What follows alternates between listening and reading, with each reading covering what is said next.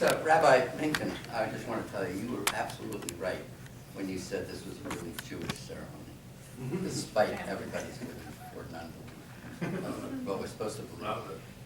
When, Harry Golden, the Jewish writer, once wrote about his father. His father went to temple every week.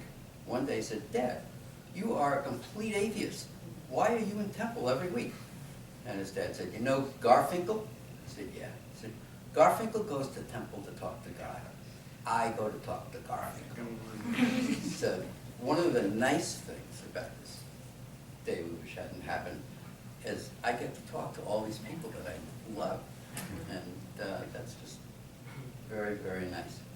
So, who are you? my parents, my parents are, of course, cousins.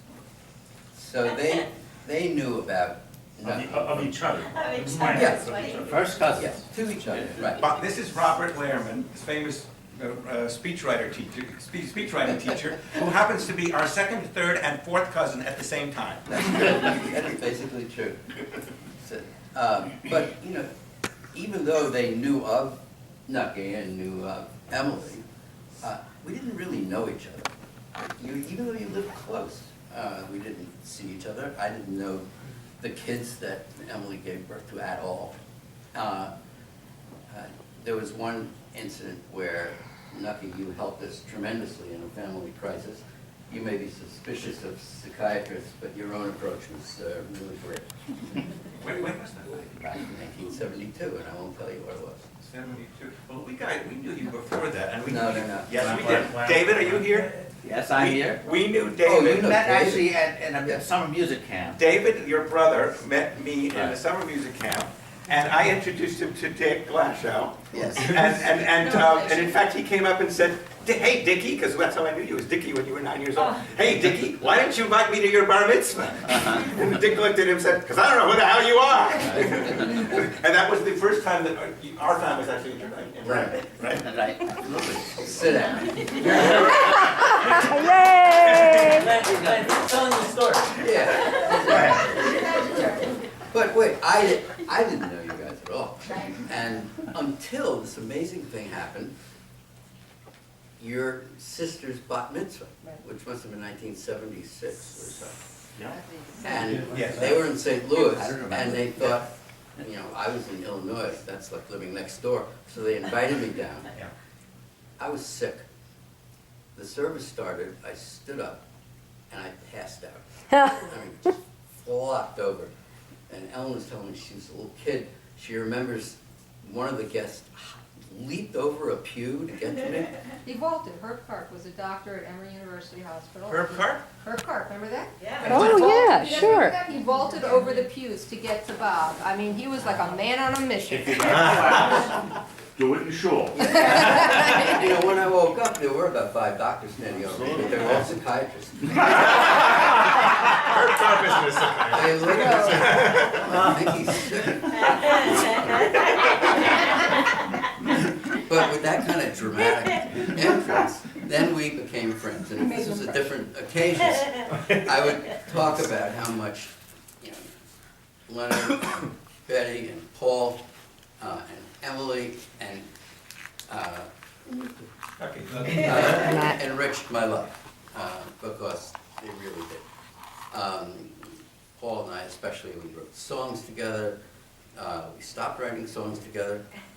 Probably the best. Yeah, but that was He introduced really, me. really wonderful. But was better. Your mom was a great cook.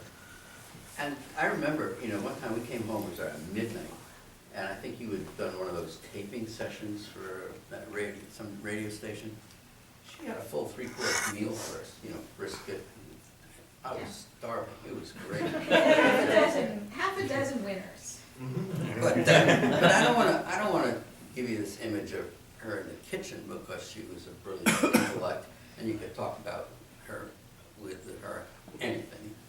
And especially, I want to say that she enriched the life of my mother, who my mother loved literature, she loved art, she was interested in ideas, and and she had retired from teaching, and then we became friends in the mid to late 70s, and they would, not just at Passover, not at Thanksgiving, but they would meet for lunch at some lunch place in Roslyn, and they would talk and talk and talk, and their interests were, they would talk about the Raj Quartet, or Passage to India, or some of my mother's favorite books.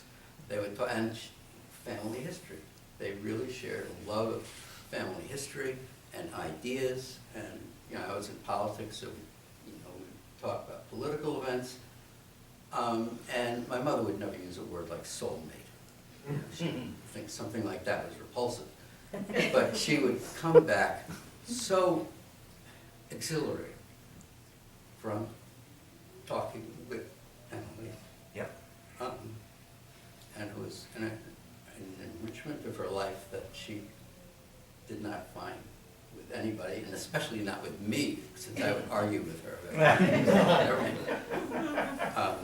So I got to know the whole family, and we all got to know what a wonderful person Emily was. And, and I had hoped to have more years to see her. And last week, we were interested in genealogy, and I told Leonard, I had somebody had sent me a sheet of, a list of documents that are in the Vitebsk archives, which would have stuff about our family, except it's all in Russian. And I had a friend who was born in Belarus. A few years ago, I took this to him, and he looks at it. He's not a Jewish friend, I should say. He looks, he says, first he complained about the archaic Russian. He says, what are they talking about here? Here it says 1872, 1874, Jewish families in Lepel with children of conscriptable age. He says, why would they want to know that? So I said, so they could draft our relatives for 25 years to fight, and your relatives wouldn't have to go. So, but I didn't know. I don't know what that stuff says. Yeah, and that's the story of your grandfather coming to escape the draft with his 5 brothers. Yeah. So The night before she died, she sat down with me. really, Yes. I was going to. Oh, that's, Yeah. And she said, I don't have time to do all this. I have too many other things to do. But I can tell you, in general, what this is about. And she did. This is about the classes of merchants. Merchants were given different classes as to whether they could live beyond the pale or not. And that's what this is. It's a list of the different classes. And it's a table of contents. I mean, it's 447 pages, and this is just a table of contents. so in other words, these are who can live outside the pale.